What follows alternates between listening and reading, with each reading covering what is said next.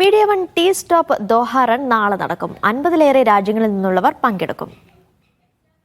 Media one tea stop Doha run നടക്കുന്ന Al Bidda പാർക്കിൽ ഒരുക്കങ്ങൾ പൂർത്തിയായി കഴിഞ്ഞു. മത്സരത്തിൽ പങ്കെടുക്കുന്നവർക്കുള്ള ഇലക്ട്രോണിക് ബീപ്പ്, റേസ് കിറ്റ് എന്നിവയുടെ വിതരണം രാത്രിയോടെ പൂർത്തിയായി. Hello, my name is Khalid. I am from Qatar. I am excited to run the Media One run tomorrow. I will do the 5K and I'm very excited to do this. It's my third year now. So let's hope the weather is good in Al-Bida Park and inshallah everything will go well. I'm looking forward to the race. It's my second time doing the media run race, and I think it's going to be really good. Lots of people are going to turn up. The weather's going to be great, and I think, as usual, it's going to be well organised.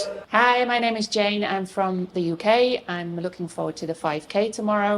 I'm hoping it's not too cold, but I'm really looking forward to it. It's my first race of the year. ആരോഗ്യ സംരക്ഷണത്തിൽ ഏറ്റവും പ്രാധാന്യം നൽകേണ്ട ഒന്ന് തന്നെയാണ് physical ഫിറ്റ്നസും mental ഫിറ്റ്നസും.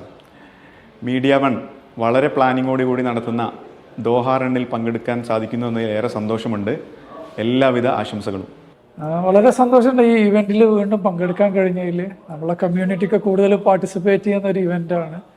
എന്നെ സംബന്ധിച്ചിടത്തോളം അത് ഒരിടം മാരത്തോൺ കഴിഞ്ഞതേ ഉള്ളൂ, ഒരാഴ്ച ആകുന്നതേ ഉള്ളൂ. ഇപ്പോഴും റിക്കവറിയിലാണ്.